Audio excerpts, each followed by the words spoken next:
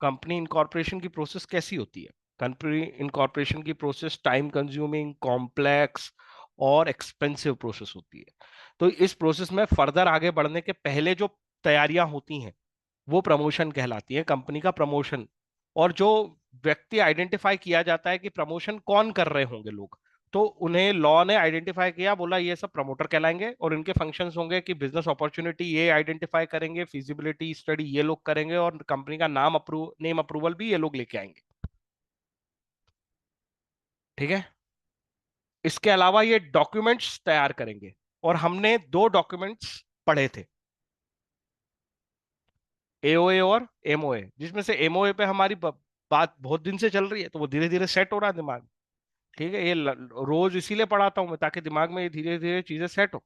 Memorandum of association के बारे में क्या क्या हो गया? क्या होता है मेमोरेंडम ऑफ एसोसिएशन?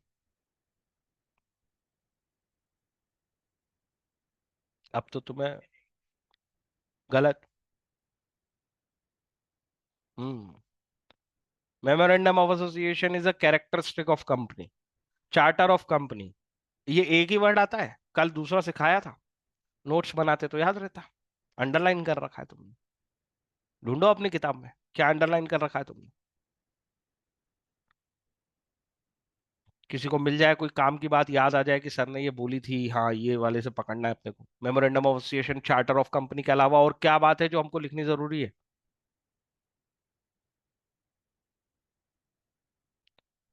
वो तो ये है कि मेमोरेंडम ऑफ एसोसिएशन की डेफिनेशन कंपनीज एक्ट के हिसाब से ये है कि as memorandum of association means memorandum of association originally framed और अल्टर्ड टाइम टू टाइम, ये एक ही वैलिडिटी रखेंगे। आप ऐसा नहीं बोल सकते कि आपने पहली बार जो बनाया था वो ज्यादा अच्छा है और उसके बाद आपने अमेंड किए तो उसकी कोई वैल्यू गिर गई, ऐसा नहीं। तो मेमोरेंडम ऑफ एसोसिएशन कंपनी शुरुआत में बनाती है और उसके बाद उसे जब भी जरूरत पड़ती है उसे बदलती जाती है, लेकिन वो एज इट इज रहता है। ये कंपनीज एक्ट की डेफिनेशन है। ठीक है, एक चीज ये याद रखने की है, एक चार्टर ऑफ कंपनी याद रखने की। एक बात और है जो मैंने तुम्हें याद रखने के लिए कही एमओए के लिए, वो कौन सी है? वो कौन सी है? क्या वहां पे स्कोप से रिलेटेड कोई बात लिखी है? इतनी देर लग रही है, ढूंढो। और उस दिन अंडरलाइन नहीं हुआ तो अभी देखो, करो अंडरलाइन। ये कंपनी का स्कोप डिसाइड करती है, कंपनी क्या कर पाएगी और क्या नहीं कर पाएगी ये एमओए से तय होगा। उसकी कैपेसिटी डिसाइड करती है, स्कोप का मतलब यहां कैपेसिटी है, या you can say powers decide करती है कंपनी क्या कर पाएगी या नहीं कर पाएगी। तो कंपनी का स्कोप, कैपेसिटी और powers to do something, to do some business, ये यहां से तय होता है। जैसे तुम्हारा कैपिटल क्लॉज कहता है कि तुम्हारी ऑथराइज्ड कैपिटल अगर 200 करोड़ है तो क्या तुम 200 करोड़ से ज्यादा कैपिटल इकट्ठी कर सकते हो? बताओ। अगर तुम्हारा कैपिटल क्लॉज कहता है कि तुम्हारी ऑथराइज कैपिटल 200 करोड़ है, तो क्या तुम फंडिंग 200 करोड़ से ज्यादा इकट्ठी कर सकते हो? मतलब कंपनी का एमओए ये तय कर रहा है कि आप कितनी कैपेसिटी है आप कैपिटल इकट्ठी करने की, कितना स्कोप है कैपिटल इकट्ठी करने का, या कितनी पावर है कैपिटल इकट्ठी करने की। लॉजिक समझ में आ रहा है? कैपिटल क्लॉज में लिखा रहता है मैक्सिमम कितनी कैपिटल होनी चाहिए आपकी। बोलो बोलो, बात समझ में आ रही कि नहीं आ रही? ये कहां से तय हुआ? ये कहां से तय हुआ? ये कैपिटल क्लॉज से तय हुआ। ऐसे ऑब्जेक्ट क्लॉज से तय होगा कि आप कौन से बिजनेस कर पाओगे और कौन से नहीं। जो बिजनेस ऑब्जेक्ट क्लॉज में नहीं लिखे वो बिजनेस आप नहीं कर पाओगे।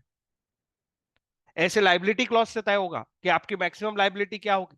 तो कंपनी की स्कोप, कैपेसिटी और पावर्स इन नैरोलैक से तय हो रही होती है, इन नैरोलैक से तय हो रही होती है। ये सबसे ज्यादा सेंसिबल तरीका है एमओए को समझने का, क्योंकि ना तो चार्टर ऑफ कंपनी से समझ में आएगा, ना वो कंपनीज एक्ट की डेफिनेशन समझ में आएगा।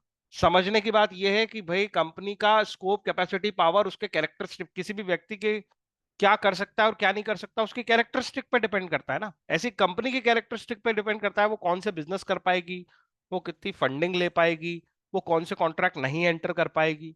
ये सब चीजें उसके एमओए को पढ़ के पता चल जाता है।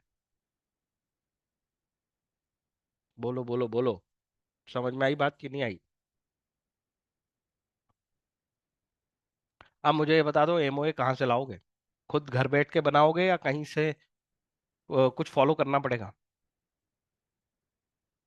ऑनलाइन फॉर्म कहाँ मिलेगा? हाँ, वो ऑफिशियल साइट में कहाँ ढूंढोगे उसको? कंपनीज एक्ट का शेड्यूल 1, ये ढूंढोगे। और इस शेड्यूल में लिस्ट है, उसमें से तुम्हें कौन से टाइप की कंपनी बनानी है, वो वाला फॉर्म डाउनलोड करोगे और वही फॉर्मेट यूज करोगे। और ये डॉक्यूमेंट बनाओगे ऑफ, मतलब इसका फिजिकल कॉपी निकालो, इस डॉक्यूमेंट को बनाओ और इसके ऊपर साइन करवाओ। किन से? Signatories of memorandum. Signatories of memorandum मतलब वो लोग जिनसे आप ये कंपनी बनाना चाहते हो। अगर आप पब्लिक लिमिटेड कंपनी बनाना चाहते हो तो कम से कम कितने लोग चाहिए? 7 सिग्नेटरीज चाहिए इस एमओए के। वो सातों लोग म्यूचुअल कंसेंट दे रहे हैं इन सारी बातों पे, इन पूरे नेरोलैक पे। और वो सातों लोग जब साइन कर लेते हैं तो क्या कहलाते हैं? नाम बताया था। 7 लोगों को बुलाया जाएगा, उनसे साइन कराए जाएंगे। ये 7 लोग जब साइन कर लेंगे तो ये सातों क्या कहलाएंगे? हाँ, और ये वर्ड सिखाया था, सब्सक्रिप्शन किसको कहते हैं?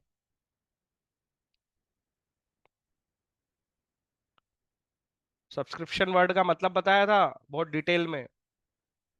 ये लो।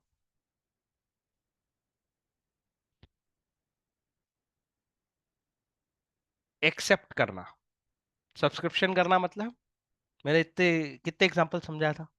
नेटफ्लिक्स का सब्सक्रिप्शन लेते हो, क्या लेते हो? कुछ right obligations, you are accepting right and obligations.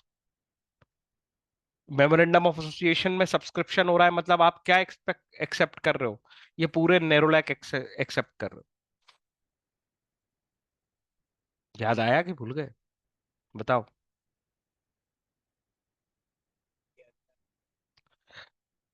दूसरे डॉक्यूमेंट पे मैंने और बढ़िया ना डिटेल समझाई थी। आर्टिकल ऑफ एसोसिएशन क्या होता है बताओ?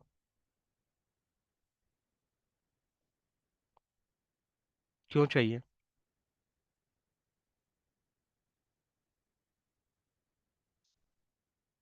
क्यों चाहिए?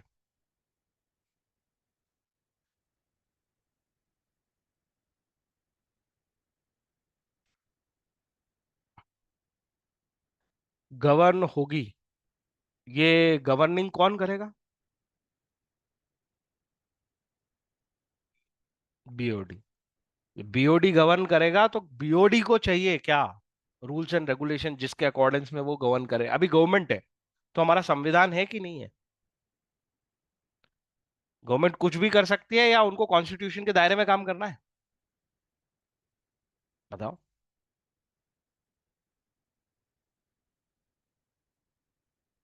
तो ऐसे ही बोर्ड ऑफ डायरेक्टर को हमने सारी पावर दे दी, सारी असेट दे दी कंपनी की। डिसीजन मेकिंग कैपेसिटी उन्हीं के पास है, वो जो डिसाइड करते हैं वो होगा कंपनी में। लेकिन उनके लिए कुछ ना कुछ रेगुलेट, मतलब कुछ तो रूल्स रेगुलेशंस उनको कंप्लाई करने पड़ेंगे कि नहीं? वो ये एओए है जो उन्हें रेगुलेट, जो उन्हें कंप्लाई करने पड़ेंगे। वो ये एओए है, आर्टिकल ऑफ एसोसिएशन, जो जिनका कंप्लायंस उन्हें करना पड़ेगा। मेरी बात समझ में आई या नहीं आई? आर्टिकल ऑफ एसोसिएशन वही रूल्स एंड रेगुलेशन है जो बोर्ड ऑफ, जैसे गवर्नमेंट को हम पावर देंगे कॉन्स्टिट्यूशन कंप्लायंस करने की एक्सपेक्टेशन रखते हैं, वैसे बोर्ड ऑफ डायरेक्टर्स को पावर देके हम ये एक्सपेक्टेशन रखते हैं कि वो आर्टिकल ऑफ एसोसिएशन का कंप्लायंस करेंगे। तो ये इंटरनल रूल एंड रेगुलेशन है जिससे कंपनी चलेगी। तो जब हम किसी को गवर्निंग बॉडी बना रहे हैं तो उसको रूल्स भी तो देना पड़ेंगे कि ठीक है तुम गवर्निंग बॉडी हो, तुम डिसाइड करोगे, तुम्हारी कैपेसिटी है डिसीजन मेकिंग की, जो तुम डिसाइड करोगे कंपनी वही करेगी। पर उनके ऊपर चेक एंड बैलेंस कैसे रखा जाएगा? आर्टिकल ऑफ एसोसिएशन से चेक एंड बैलेंस रखा जाएगा। तो ये इसीलिए आर्टिकल ऑफ एसोसिएशन भी कहां से लाओगे? कहां से लाओगे article of association? Companies act. घर बैठ के नहीं बना सकते। तो कंपनीज एक्ट 2013 को कंप्लाई करना पड़ेगा, वही शेड्यूल 1 में जाना पड़ेगा। पर टेबल कहां से शुरू होगी?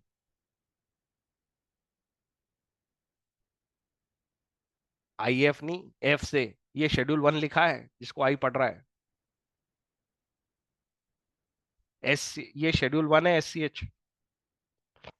टेबल एफ वो ई पे खत्म हुई थी, ABCDE 5, और ये एफ से शुरू होती है। बस इतना भी याद रख लोगे, कौन सी टेबल किसके लिए एग्जैक्टली याद नहीं रहेगा तो भी चलेगा। पहली पहली टेबल ही पकड़ लो, शेयर कैपिटल ओनली। समझ रहे हो? ये टेबल एफ से शुरू होगी, 5। 5 क्लासिफिकेशन है वो कंपनी के टाइप के हिसाब से, लाइबिलिटी के हिसाब से। एओए और क्लियर हुआ कि नहीं हुआ? बताओ। एमओए एओए क्लियर हो गए कि नहीं हुए?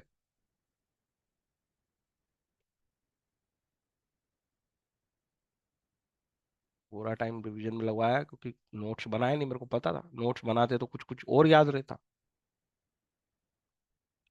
इसके नोट्स चाहिए मेरे को कल। वो भेजो जरा फोटो, आगे का टॉपिक आएगा, टॉपिक का फोटो भेजो। सेजल, कुछ समझ में आया तेरे को? थोड़ा थोड़ा आ गया ना? हाँ, कॉम्प्लेक्स टॉपिक है, और अपन छुट्टी पे थे उस दिन।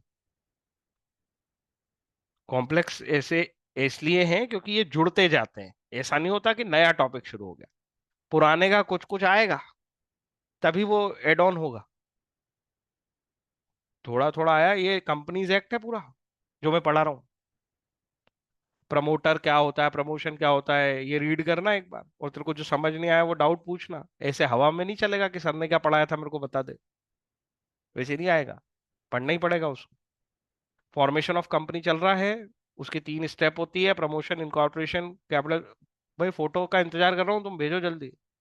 Promotion, incorporation, capital subscription. उसमें से प्रमोशन पढ़ लिया हमने, प्रमोटर कौन होता है, प्रमोटर के फंक्शन क्या होते हैं। प्रमोटर के फंक्शन में identify business opportunity, feasibility study, name approval हो गया। और ये भी पढ़ लिया कि ये जो कुछ डॉक्यूमेंट उसे बनाने पड़ेंगे, उसमें से 2 डॉक्यूमेंट पे अभी हमने ज्यादातर डिटेल में बात की है, बाकी के 3 डॉक्यूमेंट पे आज बात होगी। कुछ स्क्रैच मतलब कुछ समझ में आ रहा है कि स्कोप कहाँ से चल रहा है, क्या चल रहा है, क्या पढ़ रहे हैं अपन? हम्म।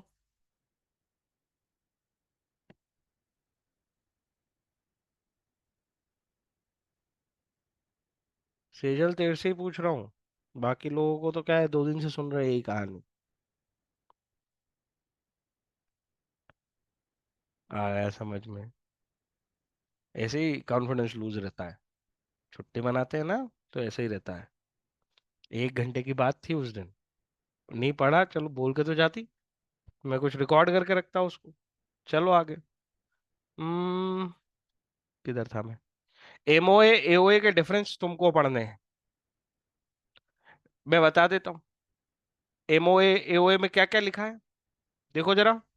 किस किस ग्राउंड पे है, ऑब्जेक्टिव क्या है, एमओए बनाने का पर्पस, एओए बनाने का पर्पस। कंपनी किस ऑब्जेक्ट के लिए बनी है, ये ऑब्जेक्ट क्लॉज में लिखा रहता है, वो है।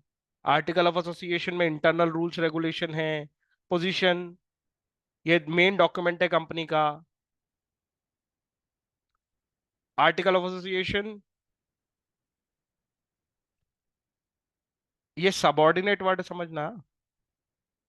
सबसे ऊपर है कंपनीज एक्ट, ये मुझे बता देना चाहिए। कंपनीज एक्ट के नीचे है, ये ऑर्डर है, ऑर्डर को समझो। एमओए, एमओए के नीचे है एओए। अगर मैं कहूं कि कौन कितना पावरफुल है, तो ये रैंकिंग है। मतलब अगर कंपनीज एक्ट में कोई बात लिखी है, तो तुम्हें फॉलो करनी पड़ेगी, भले ही तुम्हारे एमओए में लिखी हो या ना लिखी हो। तुम्हें मेरी बात समझ में आ रही कि नहीं आ रही? पावर का रैंकिंग है ये, ऐसे समझ लो। अभी छोटे उस हिसाब से, पर धीरे धीरे ये बहुत दिनों तक काम आएगी, बहुत समय तक काम आएगी, आगे भी काम आएगी जब तुम कंपनीज एक्ट पढ़ोगे। तो जनरल नॉलेज है ये कंपनी का, कंपनीज एक्ट का। कंपनीज एक्ट में जो लिखा है वो तो मतलब उसको तो कोई टाल ही नहीं सकता, वो तो आपको फॉलो करना ही है।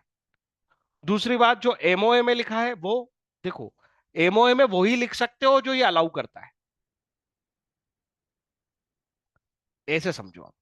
सबऑर्डिनेट, इसका मतलब है कि एमओए इसका सबॉर्डिनेट है। सबॉर्डिनेट वर्ड का मतलब समझना, जैसे कि तुम्हारा कोई सबॉर्डिनेट है, मतलब जैसे कि सपोज तुम्हारे अंडर में कोई इंप्लॉय काम करता है, ऐसा, तो वो वही करेगा जो उसका बॉस अलाउ करेगा। तो कंपनीज एक्ट बॉस है, एमओए उसका सबॉर्डिनेट है। तो एमओए में आप वही चीजें लिख सकते हो जो कंपनीज एक्ट अलाउ करता है। मतलब अपना नाम, अपना ऑब्जेक्ट, अपनी कैपिटल, अपनी लाइबिलिटी, वो ही लिख सकते हो जो कंपनीज एक्ट अलाउ करता है। कंपनीज एक्ट की कंपनीज एक्ट में जो अलाउ नहीं है वो चीज आप अपने एमओए में नहीं लिख सकते।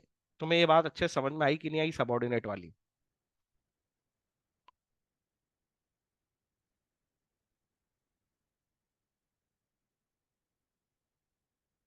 हम्म, ये बोल रहा है रिद्धिम की आवाज नहीं आ रही है क्या? बाकी लोगों को भी आवाज की दिक्कत है?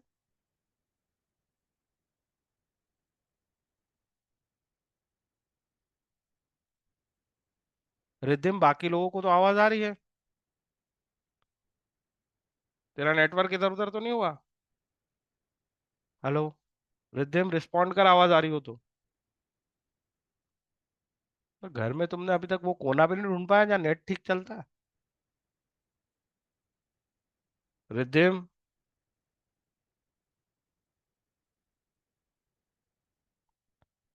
अ, हाँ, सबको आ रही है तो उसी जगह पे रहे जहाँ पे नेटवर्क है। ठीक है। इधर उधर मत घूमो। लेक्चर भी घूमते घूमते सुन रहे हो, पता चले कहानी चल रही है। हाँ ठीक है, बुक लेके चलो, कोई बात नहीं। तो ये सबॉर्डिनेट वाली बात बहुत इंपॉर्टेंट है। Art MO memorandum of association में केवल वही बातें आप लिख सकते हो जो कंपनीज एक्ट अलाउ करता है। आर्टिकल ऑफ एसोसिएशन में वही बातें लिख सकते हो जो ये दोनों अलाउ करते हैं। मतलब इसका दायरा तो इतना छोटा है कि भाई ये दोनों अलाउ करे तो लिखो, वही रूल्स में आएगा, नहीं तो नहीं आएगा। कंपनीज एक्ट के हिसाब से भी गड़बड़ नहीं होना चाहिए और मेमोरेंडम ऑफ एसोसिएशन के हिसाब से भी गड़बड़ नहीं होना चाहिए, ये दोनों का सबॉर्डिनेट है। हेलो, बात समझ में आई कि नहीं आई? बोलो बोलो बोलो। वो वाला पॉइंट इंपॉर्टेंट है, और ये पॉइंट एक जनरल नॉलेज है कंपनीज एक्ट का, जो कि आगे भी बहुत समय तक काम आएगा। आर्टिकल ऑफ एसोसिएशन में अमेंड, जैसे कभी कोई चेंज करना होता है ना, तो हमें दो चीजें देखनी पड़ती है। आप कोई आज रूल चेंज करना चाहते हो तो you have to confirm both of them. अब इसके दो बॉस है तो दोनों से पूछना पड़ेगा, ये मतलब कि ये नॉर्मल भाषा में बोल दिया। मतलब आप अपना एमओए को देखो कहीं वो कॉन्ट्राविन ना हो जाए, और कंपनीज एक्ट तो देखो ही देखो कि वो कॉन्ट्राविन ना हो जाए। लेकिन जब आप एमओए में कोई चेंजेस करते हो, जैसे बोल रहे हो ना अल्टर कर सकते हैं एमओए, तो उसमें एओए देखने की जरूरत नहीं है, उसमें सिर्फ कंपनीज एक्ट देखना पड़ता है। लक्ष्य, बात समझ में आई क्या? अल्टरेशन करेंगे तो एओए को देखने की जरूरत नहीं, एओए तो बाद में अपने आप अपने कहने पे चेंज होंगे। ठीक है, सिर्फ कंपनीज एक्ट देखो। लेकिन जब आप आर्टिकल ऑफ एसोसिएशन में कोई चेंज करने की कोशिश करोगे तो आपको एमओए और कंपनीज एक्ट दोनों को पढ़ना पड़ेगा और देखना पड़ेगा अपना जो नया रूल है वो इन दोनों में से किसी को भी कॉन्ट्रावीन ना करता हो। कॉन्ट्रावीन मतलब इसके कॉन्ट्रास्ट में ना जाता हो, विरोध में ना जाता हो। तो सबॉर्डिनेट ऐसे काम करता है ना ऑफिस में, कि अपने बॉस का विरोध नहीं कर सकता वो। ठीक है, उसी टोन पे। किसी को कुछ पूछना है तो पूछो अभी। मैं पूछने को बोल रहा हूँ, कल मैं पूछूंगा, इसलिए अभी पूछ लो। किसी का कोई सवाल है यहाँ पे तो आस्क।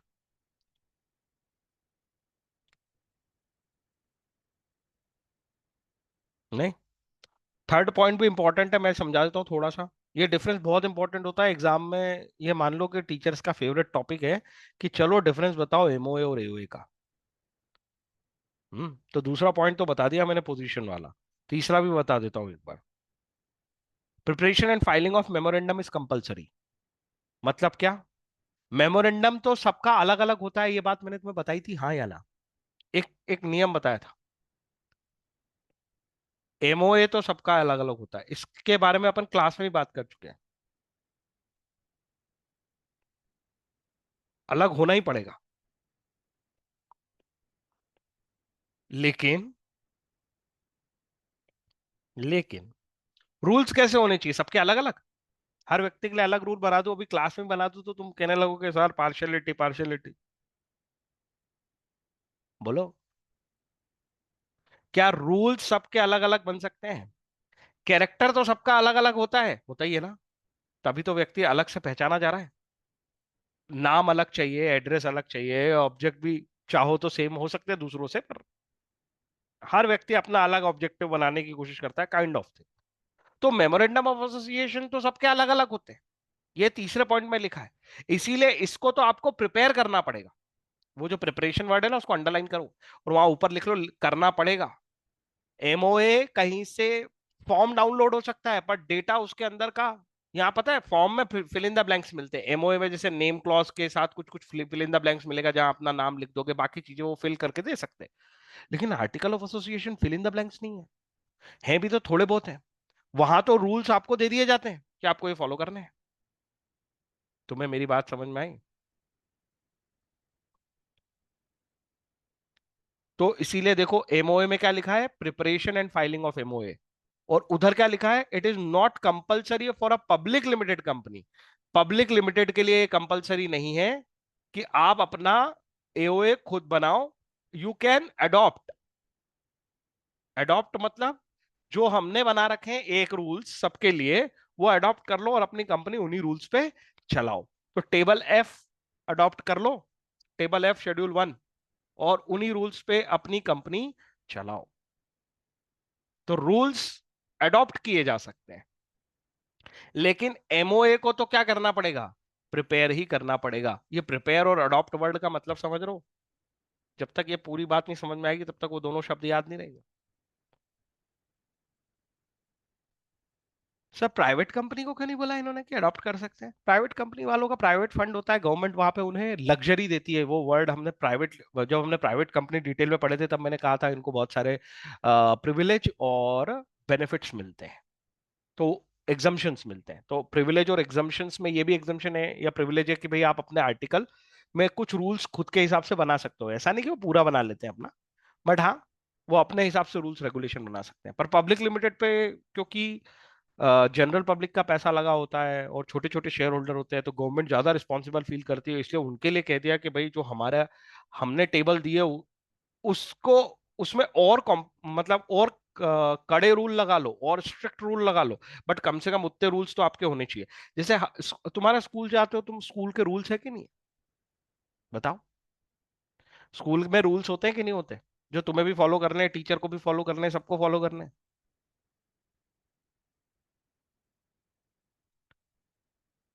ठीक है, तो अब गवर्नमेंट स्कूल के लिए तो सारे गवर्नमेंट के लिए एक जैसे रूल है, लेकिन हर प्राइवेट स्कूल अपना पर्सनल पर्सनल कुछ रूल एक्स्ट्रा लगाता है ना। ड्रेस को लेकर लगा लेता है, या किसी और चीज को लेकर लगा लेता है। पर सरकारी स्कूल में कैसे होता है, एक जैसा। सरकारी स्कूल के लिए गवर्नमेंट ज्यादा रिस्पॉन्सिबल फील करती है, तो वो रूल सबको एडॉप्ट ही करने पड़ते हैं एज इट इज। एडिशनली कोई स्कूल लगाना चाहे तो लगा ले, पर प्राइवेट सेक्टर को थोड़ी सी फ्रीडम मिलती है, वैसे ही प्राइवेट कंपनी को फ्रीडम मिलती है, पब्लिक कंपनी को फ्रीडम नहीं मिलती। पर इसको ये ऐसे रटना मत, बस समझाने के लिए बताया ये एग्जांपल। समझ में आया क्या? ये तीसरा पॉइंट भी हो गया। ये डिफरेंस इंपॉर्टेंट है इसलिए पढ़ा रहा हूँ, नहीं तो बहुत सारे डिफरेंस में पढ़ाता ही नहीं हूँ। उसमें कुछ बचता नहीं है, क्योंकि ये वर्ड नहीं लिखे हैं उधर एमओएओ में इतनी डिटेल में। जिन वर्ड्स पे मैं फोकस करा रहा हूँ, तो ये प्रिपेयर को लिख, मार्क करो, एडॉप्ट को मार्क करो। और मैं कल पूछूंगा तो ये दोनों शब्द समझ में आने चाहिए मुझे। तुमसे पूछूंगा कि क्या बोलना चाहते हो इस पे। अभी तो मैं बोल रहा हूँ, और किसी को पूछना है तो पूछ सकता है। ठीक है। अल्टरेशन किसका डिफिकल्ट होना चाहिए और किसका इजी होना चाहिए, तुम बताओ। कि ऑब्वियसली किसी कंपनी का कैरेक्टर बदल रहे हो तुम। आज तक वो कंपनी जो कर रही थी, या तो उसका पर्पस बदल रहे हो, उसका नाम बदल रहे हो। कल को क्या होगा, शेयर होल्डर उसको किस नाम से पहचानेंगे? ये कोई इतना मजाक है क्या? रिलायंस लिमिटेड कल से बोले कि मेरा नाम मैं बदल रही हूँ, इतने सारे लोगों का उसमें पैसा लगा है, परमिशन लो उनसे, मीटिंग बुलाओ। समझ रहे हो बात को?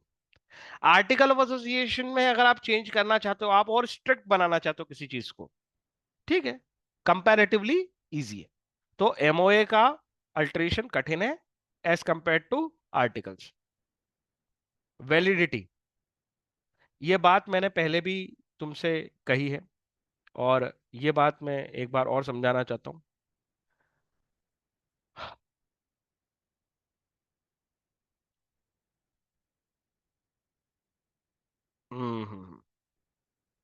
वैलिडिटी। तुम्हें याद है मैंने एक बार वर्ड यूज किया था, अल्ट्रा वायरस। किसको याद है देखें, कॉन्शियस होकर कौन बैठता क्लास में। Ultra vires.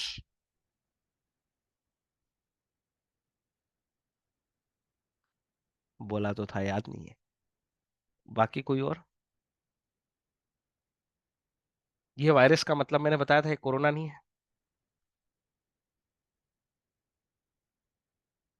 अल्ट्रा का मतलब है बियॉन्ड, और वायरस का मतलब है पावर।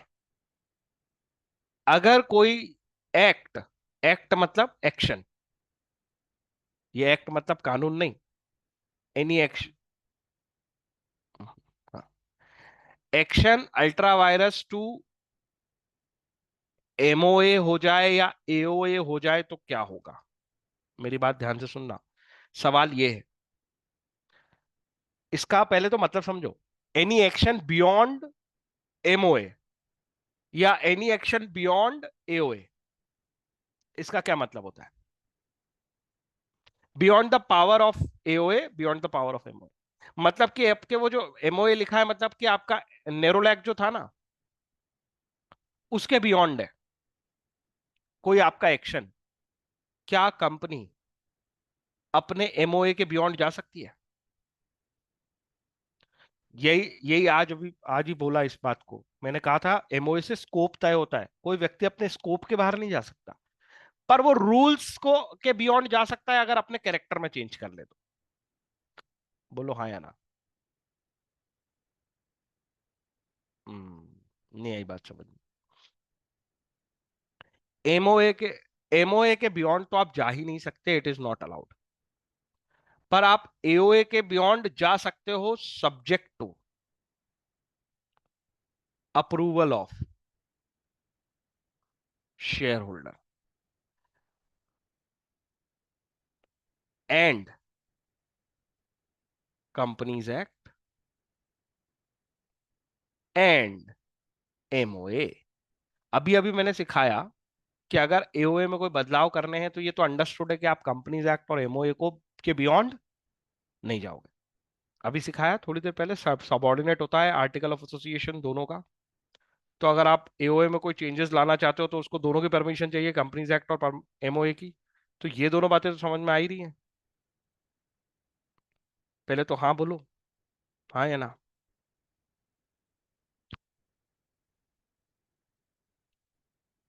बोलो हाँ या ना। Yes, yes, no. अब मैं तुम्हें एक चीज का अंतर बता रहा हूं, ध्यान से सुनना। और वो कंफ्यूजन आता है इसीलिए मैंने ऐसे करवाया तुमसे। एक होता है अल्ट्रेशन, और एक होता है अल्ट्रा वायरस। मतलब बियॉन्ड जाना, बिना अल्ट्रेशन करे कुछ करना।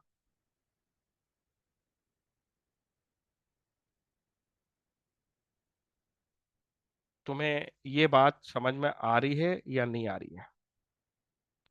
एक तो होता है भाई पहले अपने अंदर अल्ट्रेशन कर लो फिर वो काम करो, ये तो एमओए में भी अलाउ है, एओ में भी अलाउ है, दोनों में अलाउ है।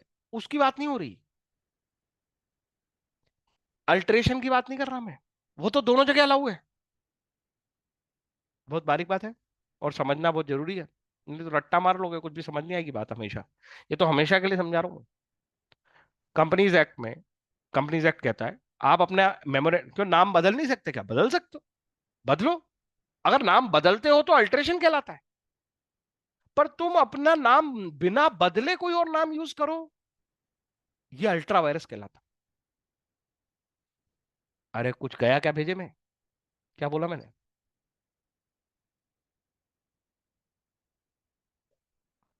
एक और बार सुनो।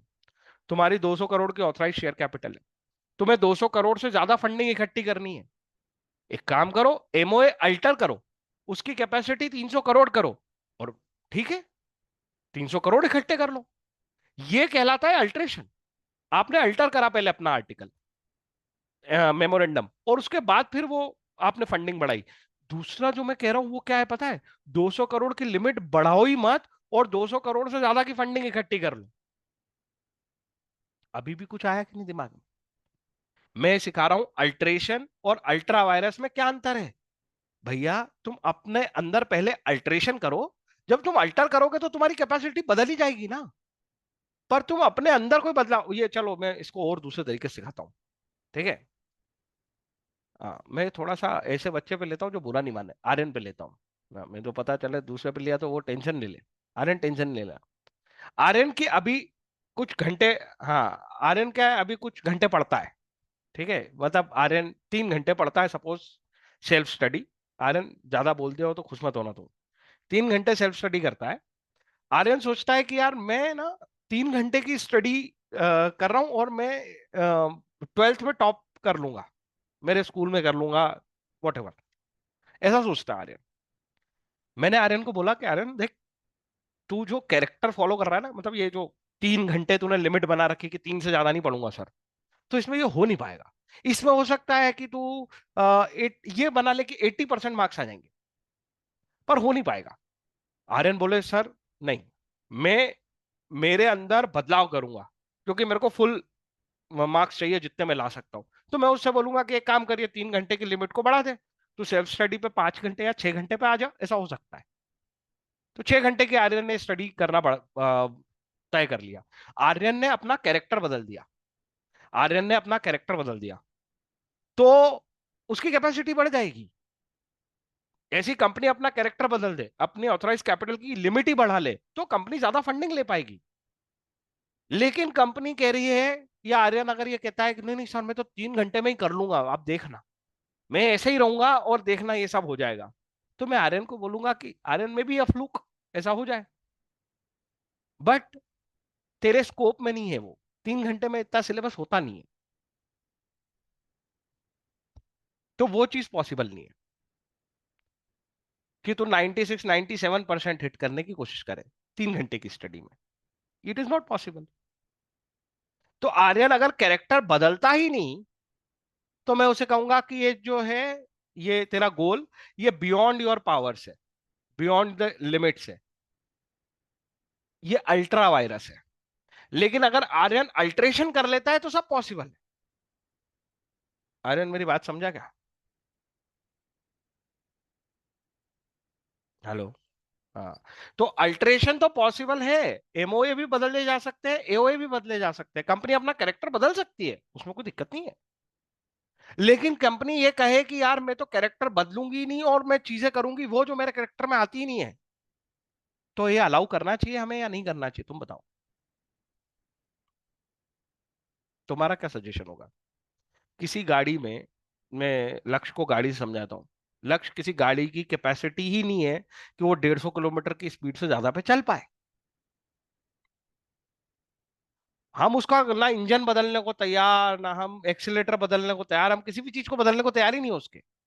और हम कह रहे हैं कि नहीं हम तो स्पीड क्रॉस करेंगे, तो क्या होगा? तो हमको क्या पता सर, भगवान जाने क्या होगा। हाँ, वो तो भगवान को ही पता है क्या होगा, फिर तो वही होएगा। तो this is what I am trying to, मतलब ये आज से मैं तुम्हारे अंदर ये बीज बो रहा हूँ कि ये चीज को डिफर करना सीख लो हमेशा। कि अगर कोई चीज अल्ट्रा वायरस करी है, मतलब व्यक्ति ने अपना कैरेक्टर या अपनी चीजें बदली नहीं है, वो वैसा ही है। बट वो कह रहा है कि मैं मेरे बियॉन्ड कैरेक्टर जाके या बियॉन्ड कैपेसिटी जाके कुछ कर लूंगा, वो ही कहलाता है अल्ट्रा वायरस। तभी तो वो कह रहे हैं बियॉन्ड पावर। बियॉन्ड पावर तभी है जब आप अल्ट्रेशन नहीं कर रहे हो। तो अल्ट्रेशन की तो हम यहाँ बात ही नहीं कर रहे। इसीलिए मैंने वो सब हटा दिया यहाँ, कंपनी वंपनी लिखा हुआ। क्योंकि कंपनीज एक्ट को फॉलो करके और एमओए को फॉलो करके एओए में अल्ट्रेशन किए जा सकते हैं।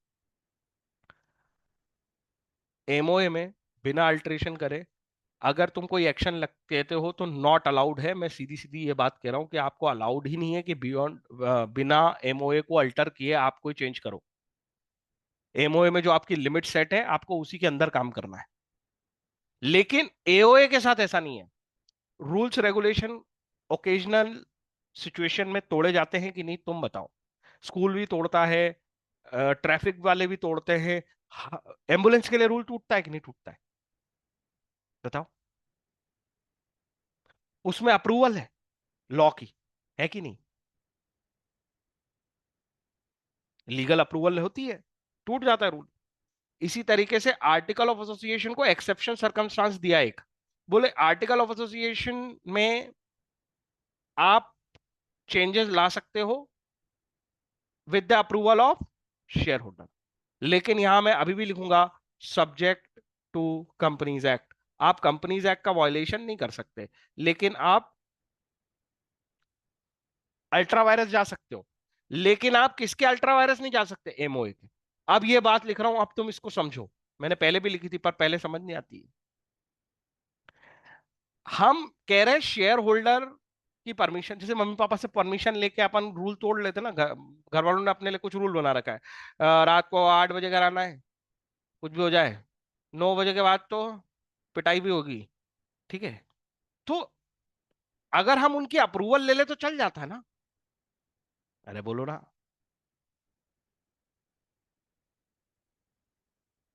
ऐसे ही आर्टिकल ऑफ एसोसिएशन में अगर हम अप्रूवल ले ले तो चल जाता है। शेयर होल्डर की अप्रूवल ले लो, आप चेंज कर सकते हो, लेकिन भैया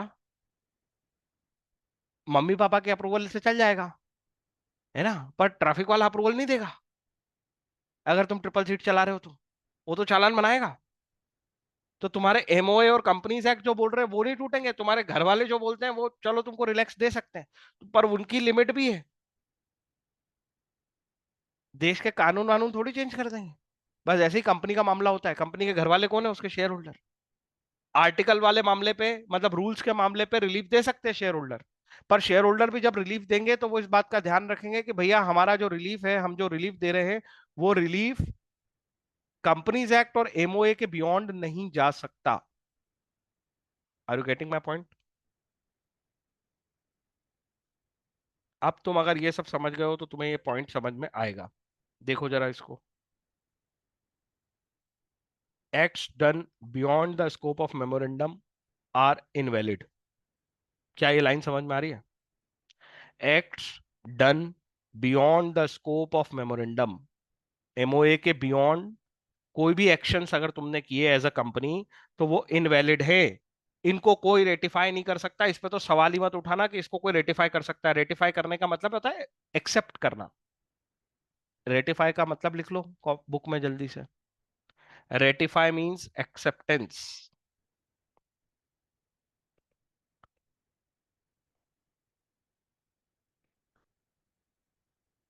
रेटिफाई मींस एक्सेप्टेंस।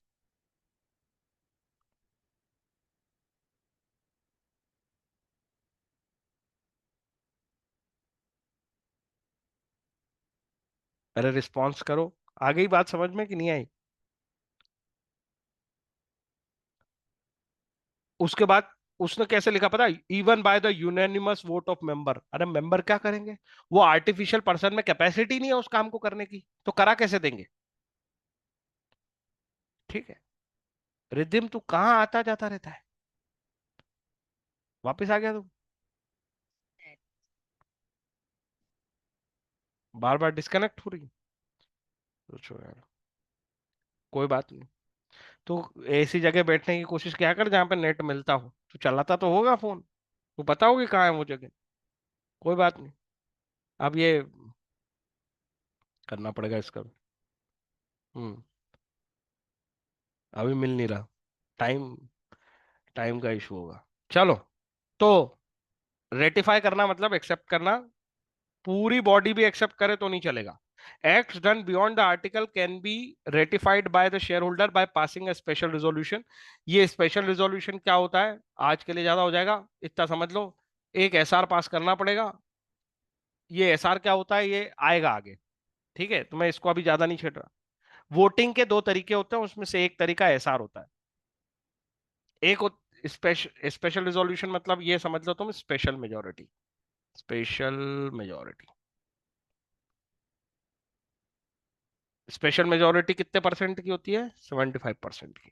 एक होती है सिंपल मेजोरिटी। सिंपल मेजोरिटी मतलब 51% फेवर में हो गया तो सिंपल मेजोरिटी, 75% हो गया तो स्पेशल मेजोरिटी। इसको आज ज्यादा देर वो मत करो, खींचो मत, मैं कल रिवीजन में लूंगा इसको। उधर लिखा है act done beyond the article can be ratified by the shareholder by passing special resolution provided that do not violate memorandum. आ गई ना ये बात? भैया एमओए और कंपनीज एक्ट के बियॉन्ड मत जाना। वहां तक शेयर होल्डर तुम्हें रेटिफाई कर सकते हैं, मतलब वहां तक तुम्हें एक्सेप्टेंस दे सकते हैं। एक्सेप्टेंस किस बात की? तुमने वो काम किए जो तुम्हारे बियॉन्ड पावर थे, मतलब जो रूल्स में नहीं था वो तुमने किया, फिर भी अलाउ कर देंगे। लेकिन किस लिमिट तक? जब तक एमओए और कंपनीज एक्ट का कंप्लाइंस चल रहा है, उसके बियॉन्ड मत जाना, उसके बियॉन्ड जाने की पावर नहीं किसी में। आई होप बात समझ में आ गई। इस पे एक नंबर का क्वेश्चन भी आता है, इस पे ट्रू फॉल्स भी आते हैं, इस पे डिफरेंस भी आता है। इसलिए इतनी मेहनत कर रहा हूँ ये समझाने के लिए। समझ रहा हूँ, और इस पे केस स्टडी भी आती है।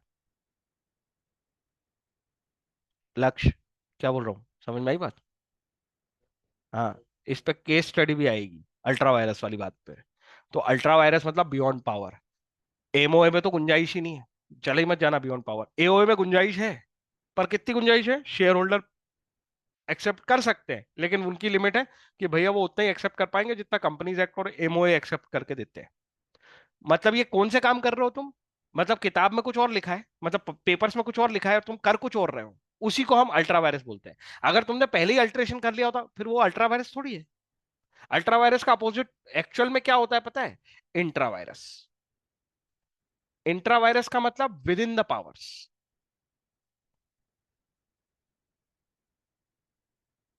तो ऐसे काम जो आपके पावर्स के बियॉन्ड है उन पे बहस चल रही है। एमओए के बियॉन्ड तो जाना मत, एओए के बियॉन्ड जा सकते हो। एओए के बियॉन्ड जाने की कंडीशन है, आपको एसआर पास करना पड़ेगा मीटिंग में, बाद में। पहले काम कर लो उल्टा, उसके बाद जाना, उनसे परमिशन लेना, सॉरी बोलना। और उनकी कितनी परमिशन चाहिए? ऐसे 75% एक्सेप्टेंस चाहिए तुमको, जितने लोग बैठे हैं उनकी। 51% से नहीं चलेगा कि उनने हाँ बोल दिया तो ठीक है। Last, MOA, it define the relationship between company and outsider, and article of association में लिखा है it define the relationship between member and management। ये तो ज्यादा बड़ी बात नहीं है। मैंने तुम्हें कहा था कि एमओए क्या करता है। एमओए कैरेक्टरिस्टिक होता है कंपनी का, कंपनी की पहचान है इससे, एमओए से। अगर कंपनी की पहचान एमओए से, तो आउटसाइडर ही तो कंपनी को पहचानने की कोशिश करता है जब कंपनी में वो बिजनेस करने आता है। तो अगर तुम्हें किसी भी कंपनी से बिजनेस करना हो ना, तो उसका एमओए पढ़ो। उसमें देखो वो जो कॉन्ट्रैक्ट तुम्हारे साथ कर रहा है उसके वो लायक भी है या नहीं, मतलब वो कॉन्ट्रैक्ट करना उसे अलाउड भी है या नहीं। ये सब तुम्हें एज आउटसाइडर देखना पड़ता है। जबकि एओए से आउटसाइडर को कोई लेना देना नहीं है। मैंने वैसे ही बताया था, ये इंटरनल रूल्स रेगुलेशन है जिनसे कंपनी चलती है। इससे किसका लेना देना है? बोर्ड का। और एज अ आउटसाइडर, अगर जैसे हमें रिलायंस के साथ एक डील में जाना है, उससे कुछ बहुत सामान खरीदना है या हमें बेचना है, तो हमें उसका क्या देखना चाहिए? एमओए। एमओए देख के हमें सब पता चल जाएगा कि वो वाला बिजनेस करने के लिए वो एलिजिबल है या नहीं है। उसके ऑब्जेक्ट में होना चाहिए जो तुम खरीद रहे हो बेच रहे हो, ऐसा सब। खासतौर पे ऑब्जेक्ट क्लॉज। ये आखिरी पॉइंट है, मेरे हिसाब से ज्यादा हो जाएगा, इसलिए मैं आगे नहीं बढ़ रहा। इसको ठीक से रिवाइज कर लो, है ना। यही टॉपिक सबसे क्रिटिकल थे जो मैंने अभी तुम्हें बताया, आगे के उतने क्रिटिकल नहीं है, आगे का बहुत सिंपल है कंपनीज एक्ट। सबसे क्रिटिकल पार्ट यही था जो कल से शुरू हुआ है, प्रमोशन, प्रमोटर, और ये एमओए एओए, इसका डिफरेंस। एक कैपिटल सब्सक्रिप्शन वाला थोड़ा सा और मजेदार आएगा, तो ज्यादा नहीं, थोड़ा सा। बाकी सब आसान है। कैपिटल सब्सक्रिप्शन जब आएगा तब बताऊंगा ये वाले। ठीक है। इनकॉर्पोरेशन उतना कठिन नहीं है, इनकॉर्पोरेशन तो एक प्रोसेस है, कुछ डॉक्यूमेंट जमा करना है, किसके पास करना है, फीस जमा करनी है, वगैरह वगैरह, है ना। तो इसको अपन कर लेंगे। वो चैप्टर तुम्हारा खत्म हो गया है, तो कोई दिक्कत नहीं। इसके नोट्स तुम्हारे पेंडिंग है, प्लीज बना लो, अभी भी कह रहा हूँ। आज भी मैंने पूरा रिवाइज इसलिए कराया ताकि तुम्हारे दिमाग में सेट हो ये सब चीजें, ओपीसी, प्राइवेट, पब्लिक, इनकॉर्प और ये प्रमोशन, है ना। इसके बाद एक कैपिटल सब्सक्रिप्शन और थोड़ा सा आएगा, बाकी फिर ये चैप्टर तुम्हारे कमांड पे आ जाएगा, अगर तुम मेरी बात मान के अभी इसको ठीक से रिवाइज करके इसके नोट्स बना लेते हो तो। फिर इसमें डर लगना बंद हो जाएगा, आगे का बिजनेस पूरा इजी है। पूरे बिजनेस का भी अगर मैं बोलूँ ना, सबसे कोर पार्ट, मतलब कि जो समझने लायक था और कंपनीज एक्ट से रिलेटेड था, वो यही था, और इसमें एक कैपिटल सब्सक्रिप्शन और बचा है बस। ठीक है। तो इसके नोट्स बनाओ, मक्कारी मत करो इसमें। अकाउंट्स में अपन अब आगे क्या चाहते हो, क्या शुरू करना है? बिजनेस तो चल रहा है अपना, रोज ही चल रहा है। अभी होल्ड करना है बिजनेस को? इको चलूं क्या वापस, इको या स्टेट्स में से कुछ चलना है तो चलो, बोलो।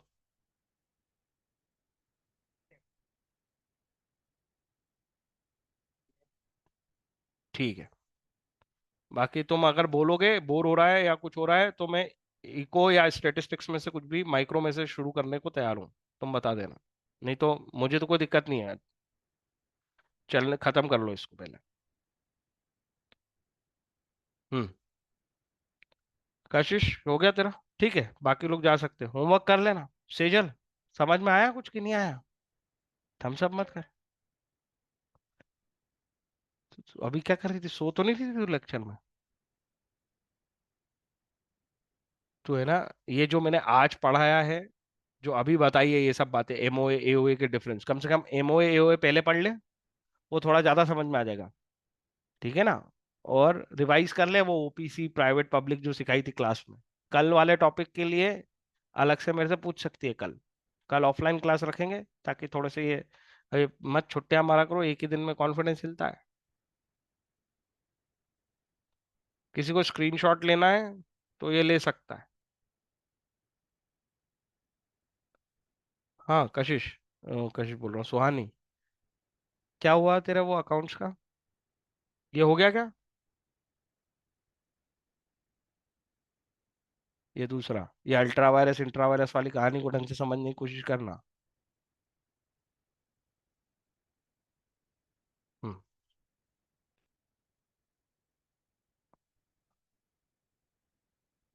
हाँ सुहानी बोल। हम्म। क्या हुआ अकाउंट्स के क्वेश्चंस का, क्या हुआ?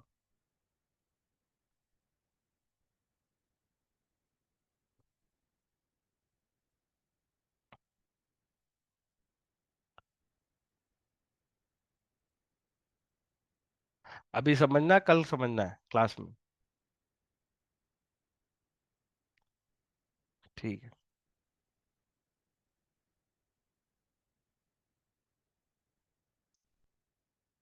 ठीक है।